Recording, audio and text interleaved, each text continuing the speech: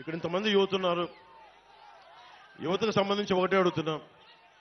మీకు 25 సంవత్సరాల భవిష్యత్తు కావాలా, ఒక 5,000 జీతం కావాలా? మీరు ఆలోచించుకోండి. మత్స్యకార యువతనే తీసుకుందాం. మీకు జట్టీలు కావాలా, లేదంటే 5,000 డబ్బులు నెలకు 2 నెలలకోసారి పడేస్తే సరిపోతుంది? మీరు ఆలోచించండి. జట్టీలు పెడితే మీ సంపద మీరు సంపాదించుకోవచ్చు. జట్టీల మీద నిర్మాణం జరగదు. జట్టీలు బీచ్ల మీద జట్టీల నిర్మాణం జరగదు. ఎందుకంటే మీరు ఎప్పుడు దేహి అంటా ఉండాలి ప్రభుత్వాలని. నేను చెప్తున్నా, మీరు ఎవరిని దేహి అనే పరిస్థితుల్లో నేను పెట్టను. మీరు 10 మందికి ఇచ్చే స్థానంలోనే పెడతాను నేను మిమ్మల్ని.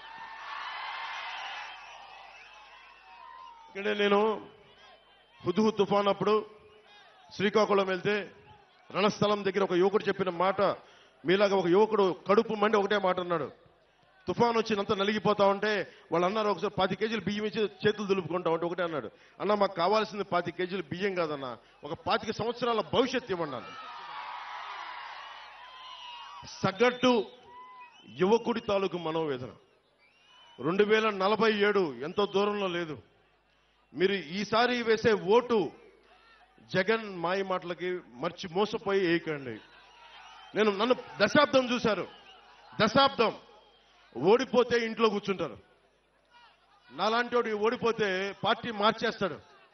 దశాబ్దం ఎవరు లేరు నాకు. మీరు తప్ప, మీరిచ్చే బలం తప్ప, మీరిచ్చే మనోబలం తప్ప ఎవరు లేరు నా దగ్గర. దాన్ని నమ్ముకునే దశాబ్దం పార్టీ నడిపాను. షర్మిల గారు, జగన్ గారి చెల్లెలు, ఆవిడ కూడా కాంగ్రెస్ లో విలీనం చేసేశారు పార్టీ.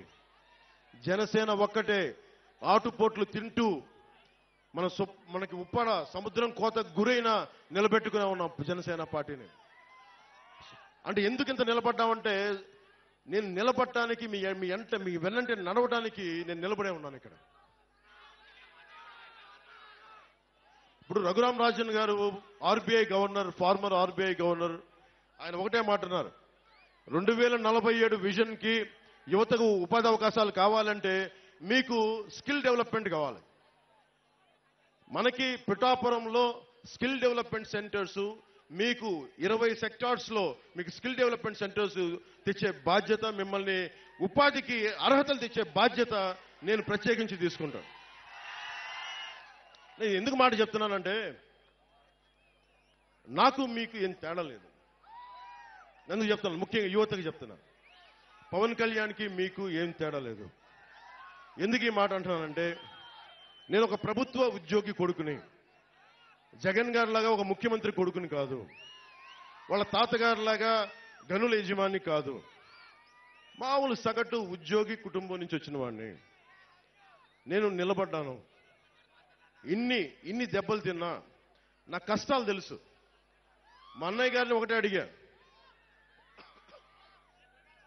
ఆయన కూర్చొని ఏం పని చేయాలంటుంటే నాకు 5,000 రూపాయలు సంపాదించే పని చెప్పన్నాను. అదానికి ఏం వద్దు నాకు. ఆయన అటు ఇటు తిట్టి నాకు నేర్పించింది ఒక యాక్టింగ్ ట్రైనింగ్ పంపించారు నన్ను, అంతే.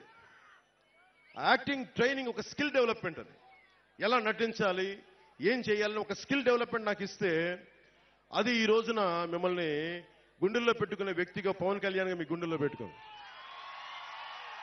అని ఎందుకు చెప్తున్నానంటే, ఒక స్కిల్ డెవలప్మెంట్ కానీ మీకు ఉంటే చేపల్ని తెచ్చివ్వడం కాదు, పట్టించే విద్య నేర్పించాలి.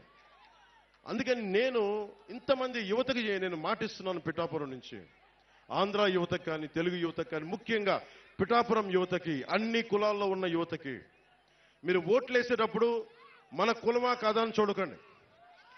వర్మ గారు చెప్తా ఉన్నారు, వాళ్ళ నాయకులకు ఒకటే చెప్పారంట, పవన్ కళ్యాణ్లో అన్ని కులాల మనిషి, ఒక కులం మనిషి కాదండి.